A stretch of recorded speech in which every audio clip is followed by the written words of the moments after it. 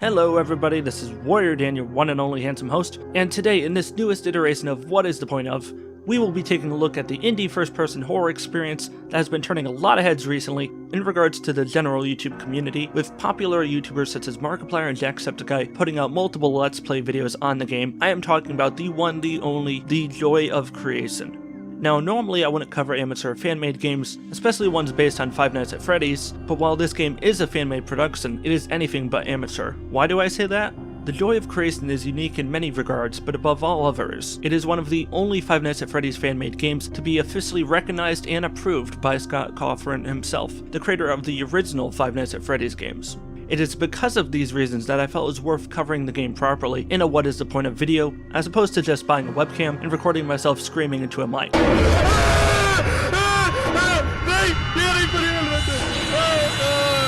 Sorry, PewDiePie. Now, without further ado, let's get into the game itself.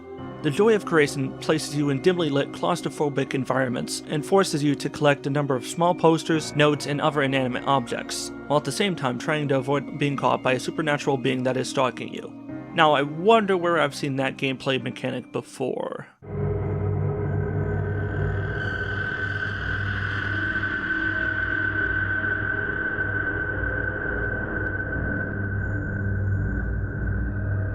If any of you have played Slender the 8 Pages or its follow-up sequel, Slender the Arrival, you'll probably recognize the scavenger hunt style of gameplay. Just like in the original Slender games, you're going to be hard-pressed to collect everything as quickly as possible, except here, in the joy of creation, you have a disno presser, in the form of a countdown timer. The time on this counter will vary from stage to stage, but it is on average between 1 to 2 minutes. Not a lot of time to be sneaky and quiet, forcing you to be a bit more aggressive and take risks when the time starts running low. Now, as anyone who knows me in real life can attest, I love horror games, especially psychological horror. I remember playing some of the classic horror games of the 90s and early 2000s as a kid, such as Silent Hill 1 and 2, Resident Evil, well, the first two Resident Evil games anyway, after that kind of went downhill, and Amnesia, The Dark Descent. Now, my friends will probably also attest that I'm quite the coward at times when it comes to playing them, but that's a story for another time. I've never been a big fan of the bloody, gore-focused approach to horror storytelling, which has become the norm, I'm afraid to say, in much of the horror game genre these days. Likewise, I've never found the jump scares in the original Five Nights at Freddy's games to be particularly scary, aside from maybe Foxy, who was downright terrifying at times. Here though, in the joy of creation, I dreaded running into Foxy or the other animatronics. The animation of them just running at you and then screaming into your face is terrifying. At least for the first couple times you play it, then it gets rather stale, but you know, I'm not going to blame the game for that one.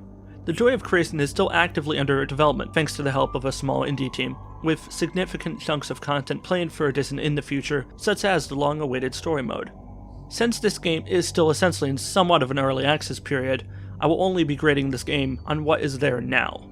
And I will just ask that you keep in mind that this review may become outdated at some point when more content is added and existing content is improved and or fixed. When playing the game, I found myself really becoming immersed in the world, looking around me at every turn, relying on my hearing to pick up telltale sounds of an approaching animatronic come to rip my head off. The graphics in this game are beautifully vivid. The visual art style pays classic homage to the original art style seen in the existing Five Nights at Freddy's games, with the level layouts likewise bearing a strong resemblance to that seen in most Slender-based video games. However, it's not the first fan-inspired work to combine these two franchises. Some time ago, a YouTube channel by the name of Golden Lane Studios explored this idea of a free-roaming first-person survival game set in the Five Nights at Freddy's universe. They did this in the form of a short fan-made trailer for the then upcoming Five Nights at Freddy's free video game. While this game may not have been a direct adaptation of that video, it is that video I think of when I play The Joy of Creation. The most obvious deviation from this fan-made video, however, is that the Joy of Creation's development team chose to base the animatronics' visual designs off of that seen in the actual Five Nights at Freddy's video game itself, as opposed to the shinier, toy-like designs seen in Five Nights at Freddy's 2.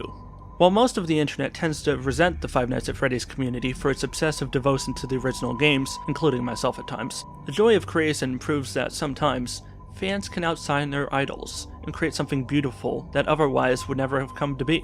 The joy of creation feels like the natural evolution of Scott Cawthon's original series, and in my mind, stands as one of the finest fan-made games ever made.